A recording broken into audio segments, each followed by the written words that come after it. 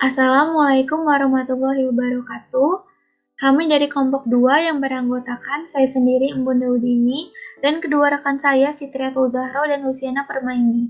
Di sini kami akan mempresentasikan bab ke-13 Komunikasi Bisnis Lintas Budaya pada mata kuliah Manajemen Lintas Budaya dengan dosen pengampu Ibu Yuningsih SEMM.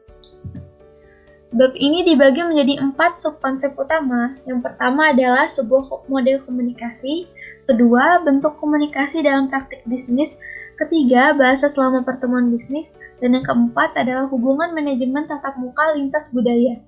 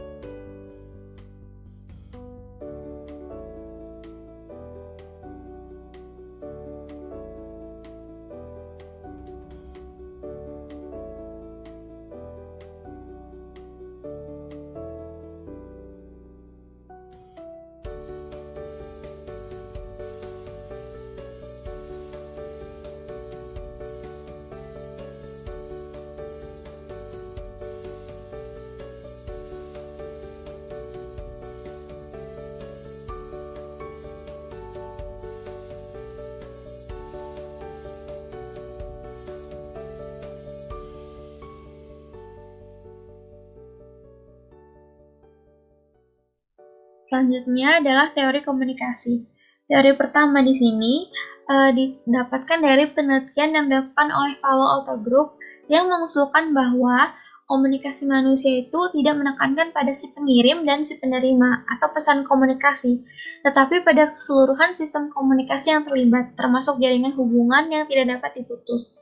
Yang mana dalam hal ini, setiap orang yang terlibat dalam jaringan hubungan yang dijalin oleh kelompok budaya atau kelompok etnis atau masyarakat yang bersangkutan. Walau memang komunikasi itu membutuhkan pesan atau bentuk dan isi, tapi ternyata yang lebih penting dari pesan tersebut adalah pertukaran antara pihak yang berkomunikasi, yaitu interaksi, yang mana itu akan dapat menentukan informasi yang dipertukarkan. Dan hal ini tuh sangat terkait oleh teori yang dinyatakan oleh Donadieu dan Karski pada tahun 2002 yang menyatakan bahwa informasi dalam pesan itu tidak memiliki nilai mutlak atau subjek atau tunduk pada interpretasi karena interaksi itu sendiri. Itulah sebabnya dalam komunikasi manusia dan terlebih lagi dalam komunikasi antar budaya, pertanyaan tentang interpretasi itu tetap penting. Nah, selanjutnya itu teori komunikasi lain yang relevan adalah teori di mana budaya dan komunikasi itu dapat terintegrasi. Namun, sebagian besar teori komunikasi itu dikembangkan di dunia barat, yang mana akan dijelaskan oleh teori dari Gedikans et al. Tahun 2005, di mana konseptualisasi Asia itu tentang komunikasi antar budaya dapat menyebabkan pola komunikasi yang berbeda dari pendekatan barat. Yang hal ini sejalan dari teori dari Prosser tahun 2009 tentang penelitian ilmiah sosial yang menggunakan metode barat itu tidak selalu tepat ketika mempelajari faktor-faktor budaya Asia. Oleh karena itu, lebih baik menggunakan teori yang menggabungkan pendekatan barat dan pendekatan non-barat. Nah, berdasarkan teori-teori komunikasi antar budaya tersebut, dapat disimpulkan bahwa tidak hanya interpretasi yang dilakukan oleh individu ketika berkomunikasi yang memainkan peran penting, tetapi juga peran yang dimainkan oleh konteks atau budaya, yang mana akan membawa kita pada materi selanjutnya, yaitu peran konteks dalam komunikasi. Konteks dapat didefinisikan sebagai lingkungan di mana proses komunikasi berlangsung dan yang membantu untuk mendefinisikan komunikasi. Dengan mengetahui konteks, seseorang dapat memprediksi sebagian besar komunikasi dengan tingkat akurasi yang tinggi. Selain itu, faktor lingkungan juga termasuk dalam konteks yang mana dapat membantu menetapkan makna yang diinginkan pada kata-kata yang ingin dikomunikasikan. Yang termasuk juga di dalamnya adalah budaya, di mana setiap budaya itu memiliki pandangan dunianya sendiri, cara berpikirnya sendiri tentang aktivitas, waktu, dan sifat manusia. dan caranya sendiri dalam memandang diri dan sistem organisasi sosialnya sendiri. Mengetahui masing-masing dari ini itu dapat membantu orang dalam menetapkan makna pada simbol. Komponen konteks juga membantu mengidentifikasi sejauh mana sumber dan penerima memiliki arti yang sama untuk simbol yang dikomunikasikan. Pemahaman yang sama tentang budaya di mana komunikasi berlangsung sangat penting untuk keberhasilan komunikasi. Selanjutnya, Hall dan Hall pada tahun 1990 membentuk dua kelompok budaya yang disebut konteks tinggi dan konteks rendah, di mana perbedaan di antara mereka adalah tingkat kepentingan yang melekat pada konteks pesannya. Di mana dalam budaya konteks rendah, informasi dari setiap pesan terkandung dalam pesan itu sendiri, yaitu dalam kata-kata yang digunakan, dan wujud pesannya itu eksplisit.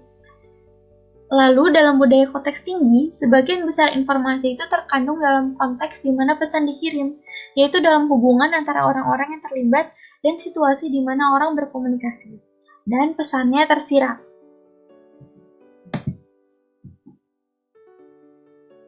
Nah, pada contoh konteks itu dapat dilihat ketika dari perwakilan dari budaya konteks tinggi dan konteks rendah itu melakukan bisnis, yang mana pihak-pihak tersebut itu mungkin memiliki ide yang sangat berbeda tentang apa yang penting dalam komunikasi mereka.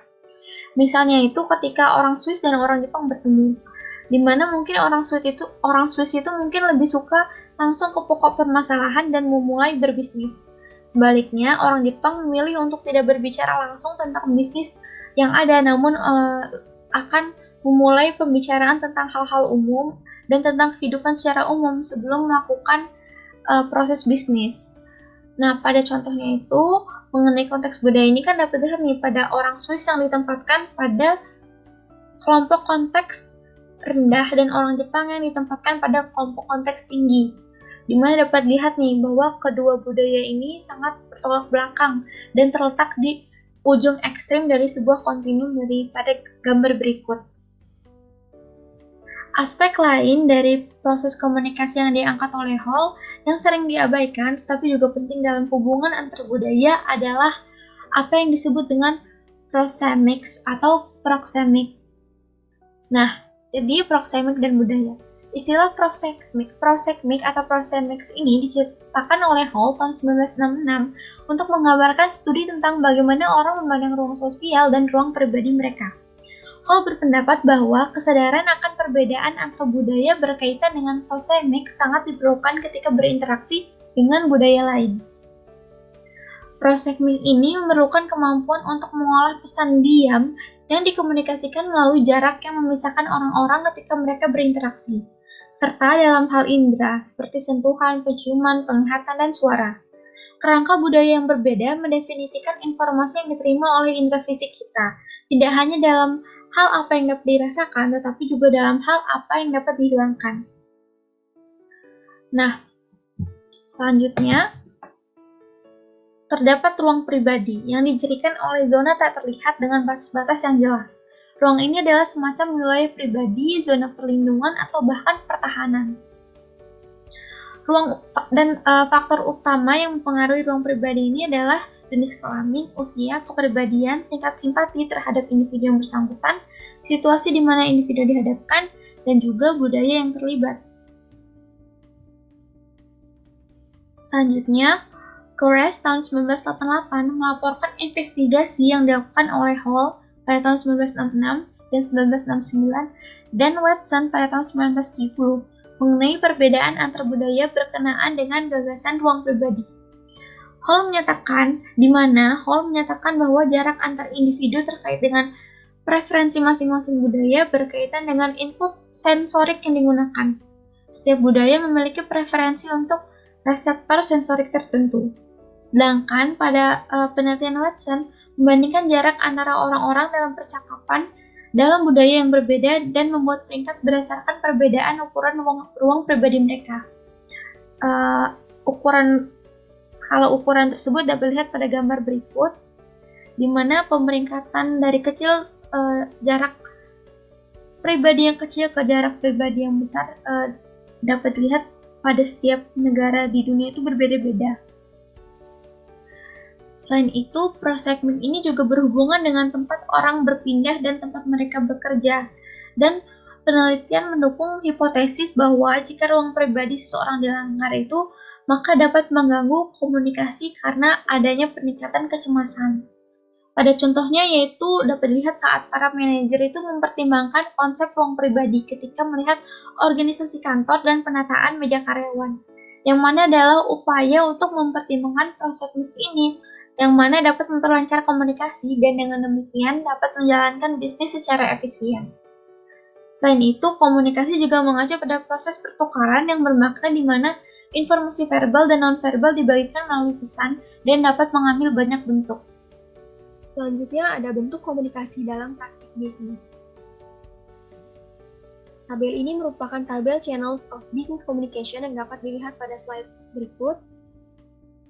Nah, banyak saluran komunikasi tersedia bagi para manajer, antara lain yaitu yang pertama surat elektronik atau email. Menjadi bentuk komunikasi tertulis yang paling umum di banyak perusahaan. Email digunakan untuk berbagai tujuan, baik secara eksternal maupun internal. Dari ponsel pintar, tablet, atau komputer mereka, manajer menulis email untuk mengadakan rapat atau memberikan umpan balik dan instruksi kepada kolega dan bawahan mereka, atau berkorespondensi dengan pelanggan dan klien. Yang kedua, beberapa manajer lebih suka berkomunikasi dengan berbicara tatap muka dalam rapat atau secara informal dengan membuat panggilan telepon atau panggilan konferensi, atau dengan menggunakan telekonferensi video. Cara berkomunikasi ini pada gilirannya melibatkan penggunaan beberapa atau semua elemen komunikasi nonverbal, seperti gerak tubuh, nada suara, ekspresi wajah, dan bahasa tubuh secara umum. Selanjutnya, budaya dan pilihan mode komunikasi. Pilihan mode komunikasi dapat dipengaruhi oleh faktor budaya. Yang pertama, modus lisan, digunakan untuk mengatur kondisi untuk kerjasama. Yang kedua, modus tertulis, dapat dianggap sebagai sarana komunikasi, asalkan hubungan yang terjalin dijaga dengan cermat. Nah, menurut Mead, 1990 memberikan contoh tentang telepon. Seorang pengusaha Amerika Serikat akan menganggap cukup normal untuk melakukan panggilan dingin atau panggilan dilakukan secara langsung untuk menelpon orang asing yang menurutnya bisa berbisnis. Seorang pengusaha Jepang di sisi lain akan menganggap ini mengganggu atau agresif, lebih memilih untuk menemukan pihak ketiga yang dapat menjamin kredibilitas dan membuat perkenalan formal. Selanjutnya ada komunikasi yang dimediasi komputer atau Computer Mediated Communication atau CMC. Seperti yang telah dikatakan sebelumnya, surat elektronik semakin banyak digunakan sebagai cara mengirim dokumen, permintaan, dan informasi secara umum kepada kolega dan calon klien. Namun, meskipun menawarkan banyak keuntungan dalam hal kecepatan dan efisiensi, dapat juga mengandung banyak jebakan ketika digunakan secara lintas budaya. Masalah pemahaman mungkin muncul melalui bahasa yang tidak akurat dan teks yang tidak terstruktur dengan baik. Lebih lagi, pada bentuk komunikasi tertulis tidak ada ekspresi wajah untuk mengurangi atau memperjelas pesan. Dapat dikatakan bahwa penggunaan email adalah bentuk lain dari komunikasi yang dimediasi komputer atau CMC, mengaburkan perbedaan antara pesan lisan dan tertulis bagi banyak penggunanya. Pengirim atau penerima mungkin mengharapkan email setara dengan surat atau memo, memenuhi persyaratan formal akurasi bahasa dan kohesi teks dari teks tertulis.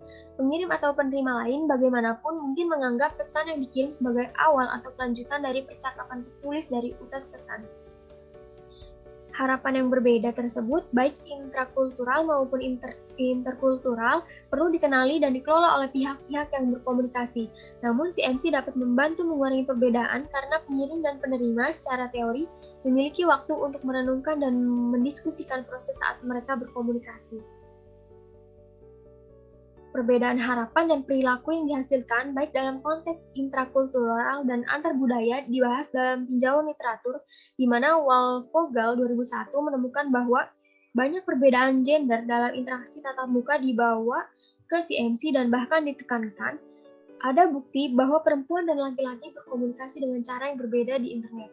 Yang kedua, sebuah studi dari dua kelompok akademis yang dilakukan oleh Herring 1996 mengungkapkan bahwa baik laki-laki dan perempuan menyusun pesan mereka dengan cara yang interaktif dan untuk keduanya pertukaran informasi murni menempati urutan kedua setelah pertukaran pandangan. Perbedaan gender yang signifikan ditemukan dalam bagaimana pesan elektronik berorientasi. Selanjutnya yaitu bahasa selama pertemuan bisnis.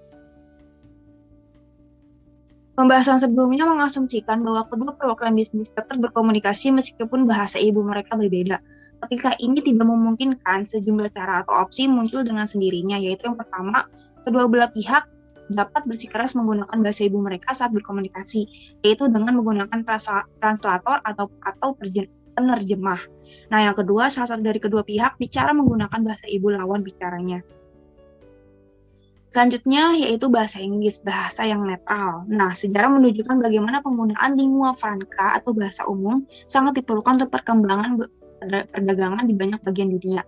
Saat ini bahasa Inggris sering digunakan sebagai sarana komunikasi antara perusahaan yang manajernya telah memperoleh bahasa tersebut sebagai bagian dari pendidikan mereka dan juga dari berbagai media. Nah, bahasa ini sering disebut sebagai bahasa Inggris internasional. Masalah dasarnya adalah bahwa bahasa merupakan ekspresi dari suatu budaya. Walaupun itu berarti dalam setiap negara atau wilayah, walaupun mereka menggunakan bahasa Inggris yang sama, tetapi dalam intonasi dan logat mereka itu menimbulkan ekspresi yang dapat membingungkan lawan bicara dari negara yang lain. Selanjutnya itu ada hubungan manajemen tatap muka lintas budaya. Dan di sini ada pertemuan pertama dan juga gaya percakapan. Untuk pertemuan pertama, cara budaya yang berbeda mengejar mode formalitas mencerminkan kecenderungan dalam budaya yang bersangkutan. Konteks pertemuan dapat menentukan sifat pertemuan tersebut. Misalnya, akan menjadi jelas bagi setiap pengunjung asing di lingkungan Jepang ataupun Asia bahwa menyapa seorang manajer Jepang dengan nama depannya itu nggak pantas. Nah, hubungan kantor itu mempertahankan formalitas. Dan itu berbeda atau bertolak belakang dengan budaya barat yang mereka memang tidak terlalu mementingkan formalitas. Nah, untuk selanjutnya gaya percakapan, ini jika hubungan bisnis berkembang, beberapa jenis mode komunikasi yang dinegosiasikan itu dapat dibangun, di mana konteks yang terlibat memainkan peran yang menentukan. Selanjutnya adalah kesimpulan di bab ini, yaitu telah memberikan garis besar singkat tentang teori komunikasi yang sangat diperlukan untuk pemahaman yang lebih baik tentang komunikasi antar budaya.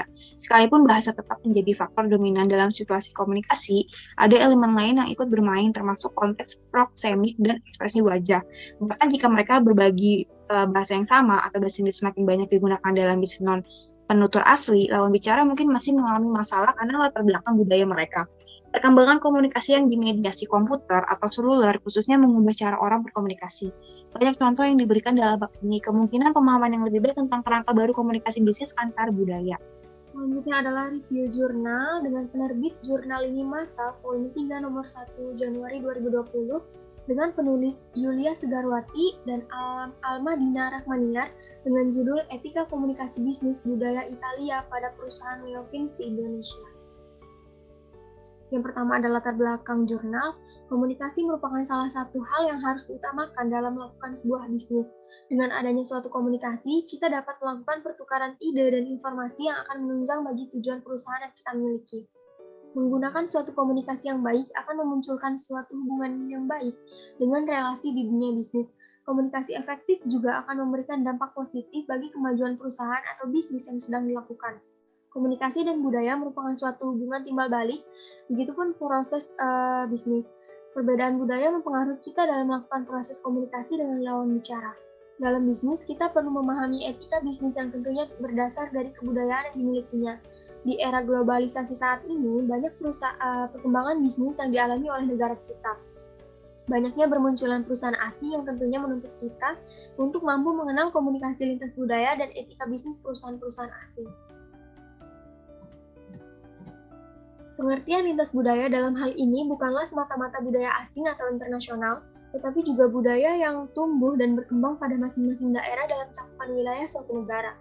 Apabila pelaku bisnis akan melakukan ekspansi bisnisnya ke daerah lain atau negara lain, pemahaman budaya di suatu daerah atau negara tersebut menjadi sangat penting, termasuk bagaimana memahami produk-produk musiman di suatu negara, agar tidak terjadi kesalahan fatal yang dapat mengakibatkan kegagalan bisnis.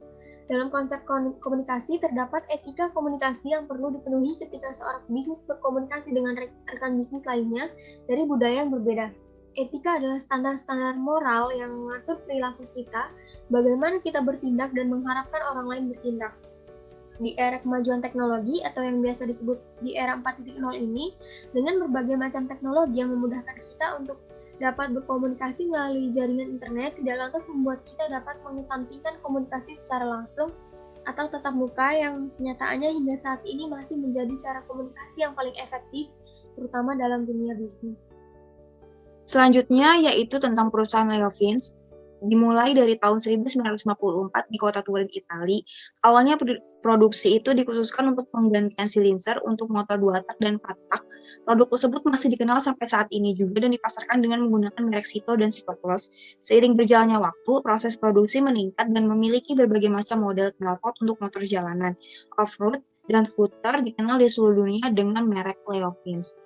Dan ini adalah nilai dari perusahaan Leo Fins, yaitu berkualitas, hasrat, dan juga pengalaman. Leo Fins memulai untuk membuka cabang di Indonesia pada tahun 2013, bertempat di gedung Wisma GKBI, Jalan Jenderal Sudirman, Jakarta Pusat, dengan tujuan untuk terus memfollow up pangsa pasar yang ada di Indonesia dan agar mempermudah proses jual beli dengan konsumen. Perusahaan Leo Fins Indonesia dengan khas menampilkan etika bisnis berdasarkan dengan kebudayaan yang dimilikinya, yakni budaya Italia, daya cipta, imajinasi, kecerdasan, dan pendidikan adalah hal yang sangat berharga bagi budaya Italia. Perusahaan Leo Fins memiliki budaya kerjanya sendiri, dan ini adalah beberapa budaya kerja yang ditampilkan oleh perusahaan Leo Fins. Yang pertama yaitu ketika sedang diperkenalkan dalam sebuah pertemuan bisnis, orang yang dikenalkan harusnya berjabat tangan dengan semua yang hadir dan berjabat tangan lagi ketika pertemuan berakhir. Dan di sini wanita terlebih dahulu mengulurkan tangan. Yang kedua, menganggap bahwa ketepatan waktu dalam rapat bisnis itu sangat serius. Jika terlambat, maka mereka menelpon dengan alasan yang jelas. Terlambat dengan sengaja dalam bisnis itu dipandang buruk dalam orang Italia. Biasanya diskusi bisnis itu dimulai setelah mengobrol beberapa menit. Lalu yang keempat, buat kedekatan personal dengan orang Italia. Orang Italia itu suka berhubungan dengan atau berurusan dengan orang yang mereka kenal dan percaya. Yang kelima, hubungan harus menguntungkan dan saling bermanfaat untuk mendapatkan kerjasama. Nah, selanjutnya budaya kerja yang ditampilkan oleh perusahaan Leo Fins. Yang keenam yaitu aliran atau bakat dalam berimprovisasi dipertimbangkan sebagai kunci sukses. Protokol, aturan, dan organisasi sering diabaikan. Yang ketujuh, negosiasi biasanya memakan waktu dan kesabaran. Karyawan perusahaan Leo Fins ini tidak suka diburu-buru dalam proses negosiasi karena dapat menyebabkan kesalahan dan dalam penafsiran. Yang kedelapan, perusahaan Leo Fins cepat dalam mengidentifikasi dan memanfaatkan celah tanpa melakukan pembelajaran yang mendalam. Rencana strategi jarang tertulis dan tidak bertahan lama. Yang kesembilan, gaya rapat dan presentasi cenderung tidak terstruktur dan informal. Yang kesepuluh, keputusan bisnis sering dibuat dan disetujui secara pribadi sebelum rapat. Yang kesebelas, rapat biasanya diadakan untuk menunjukkan kepandaian dalam presentasi, melihat kepribadian dan status yang tampak dari penampilannya. Dan yang ke-12, sebaiknya tidak menelpon rekan bisnis orang Italia jika sudah di rumah kecuali dalam keadaan darurat. Kesimpulan dari jurnal tersebut yaitu dapat disimpulkan bahwa orang Italia adalah orang yang sangat menghargai waktu dan menghargai setiap orang, teman kerja, atau kliennya. Orang Italia juga menganggap bahwa bekerja bukanlah hal yang harus dipusingkan, sehingga dalam bekerja orang Italia itu terkesan lebih santai dengan berbincang-bincang sebelum rapat atau juga gaya rapat yang tidak terlalu formal. Begitupun dengan budaya yang ada pada perusahaan Leo Fins. Orang-orang Italia di Leo Fins yang bekerja pada cabang Indonesia akan cenderung melakukan poin-poin di atas, namun mereka juga tidak segan dan terbuka untuk berdiskusi dengan orang Indonesia untuk lebih mengenal bagaimana budaya kerja di Indonesia, sehingga dapat terjalin kerjasama yang baik dan optimal dalam bisnis yang berjalan. Sekian presentasi dari kelompok 2, terima kasih.